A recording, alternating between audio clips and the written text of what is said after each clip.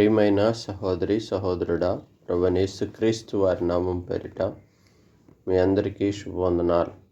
మరి యొక్క శ్రేష్టమైన దినమును ప్రభు మనకు అనుగ్రహించినందుకై దేవునికి మహిమ కలుగునుగాక.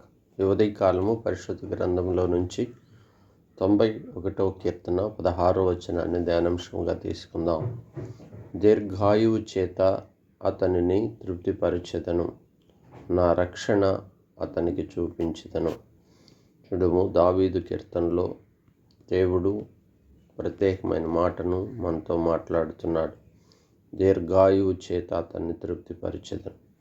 చూడండి, ఈ దినాల్లో ఆయుష్ కాలము కొద్దిగా చేయబడుతుంది. ఎక్కడ చూసినా యవన కాల బిడ్డలు మరణాలు పొందుతున్నారు.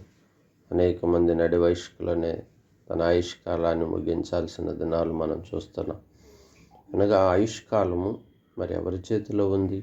దేవుని చేతిలో ఉంది, ప్రభు చేతిలో ఉంది. మరణం యెహోవా వశము. కనుక ప్రియ సహోదరి సహోదరుడా, లేఖనాలు సెలవిస్తున్నాయి, దీర్ఘాయువు చేత అతన్ని తృప్తిపరచెదను.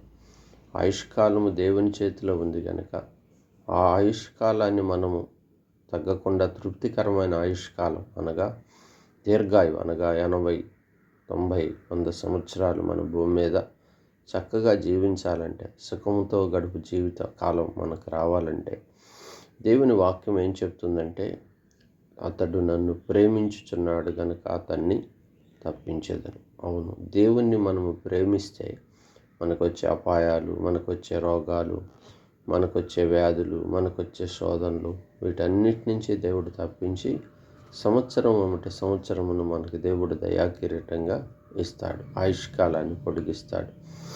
చూడండి, ఆయుష్కాలమును మరి మనం ముగియకుండా దేవుడు సహాయం చేస్తాడు. కొద్ది కాలంలోనే అనగా 50, 40, 30 సంవత్సరాలకే మరణం రాకుండా కాలాన్ని దేవుడి చేతిలో మనం ఆయన్ని ఎక్కువగా ప్రేమించటాన్ని బట్టి, అనగా లోకమును ప్రేమించక, లోకంలో ఉన్న వాటిని ప్రేమించక దేవుణ్ణి ఎక్కువగా ప్రేమిస్తే మన ఆయుష్కాలం పొడిగించబడుతుంది. రెండవది, సామెతలు 3:1 సెలవిస్తాడు, నా ఆజ్ఞలను, నా కట్టడలను నువ్వు చక్కగా విని వాటిని గైకొనిన ఎడల, నా ఉపదేశమును మరవకుండా నువ్వు ఉండని ఎడల నీవు దీర్ఘాయుష్మంతుడు అవుతావు అంటాడు. కాబట్టి చూడండి, దేవుణ్ణి ప్రేమించాలి. రెండవది, ఆజ్ఞలను గైకుంటే దేవుడు మన ఆయుష్కాలాన్ని పొడిగిస్తాడు. ఆయన ఆజ్ఞలు కఠినమైనవి, భారమైనవి కాదు కనుక ఆయనకి ఇష్టకరమైన ఆజ్ఞలకు మనం లోబడి ఆయన ఆజ్ఞానుసారమైన జీవితం మనం కలిగి ఉండాలి. మూడవది కనుక చూస్తే, నీ తల్లిని తండ్రిని సన్మానించు, అప్పుడు నీవు క్షేమమును దీర్ఘాయువును పొందుదు అని ద్వితీయోపదేశకాండం 5వ అధ్యాయంలో ఆయన ఆజ్ఞలు మరి 10 కమాండ్మెంట్స్లో ఒక మాట చెప్తాడు. ఆ మాటలు, తల్లిని తండ్రిని సన్మానించు.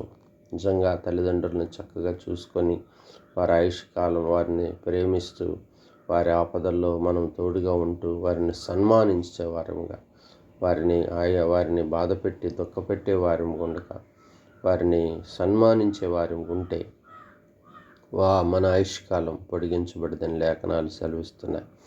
అవును కదా ప్రియ సహోదరి సహోదరుడు, మన భూమి మీద మరి మన పితరులు చూస్తే మరి నోవహు కాలాల్లో, మరి ఆదాము కాలముల్లో మనం చూస్తే 900 పైచిలకు వారు బ్రతికారు. మరి 960 సంవత్సరాలు బ్రతికిన వారు కూడా భూమి మీద ఉన్నారు. ఎంత గొప్ప ఆయుష్కాలం! అయితే దేవుడు మానవుని యొక్క చెడుతనం భూమి మీద విస్తరించడాన్ని బట్టి ఆయుష్కాలాన్ని 120 సంవత్సరాలకు తగ్గించేశాడు.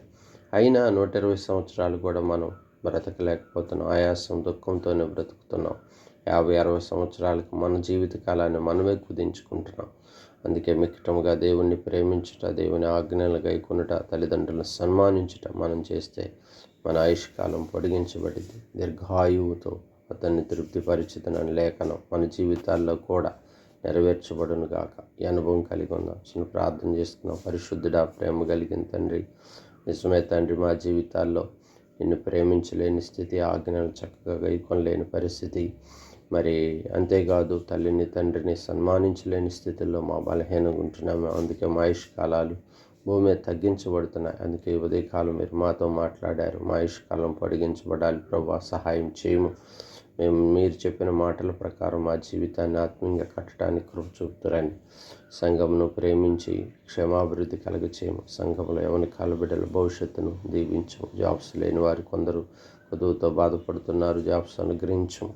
అంతేకాదు ప్రభా, చేతి పనులను దీవించము. ఆర్థిక అభివృద్ధి కలగచేయము. అనారోగ్యంగా ఉన్న వారిని, వ్యాధిగ్రస్తులను కూడా స్వస్థపరిచి బాగు చేయము. సంపూర్ణమైన ఆధ్యాత్మిక అనుభవాన్ని సంఘానికి నేర్పిస్తూ రాకడ కొరకు సిద్ధపరచమని, మీ నామానికి మహిమ తెచ్చుకోమని, ఈ దినకాల పనుల భారంలో కూడా తోడై నడిపించమని యేసు నామమున ప్రార్థించి స్తుతించి అడిగి వేడుకుంటున్నాము తండ్రి. ఆమేన్.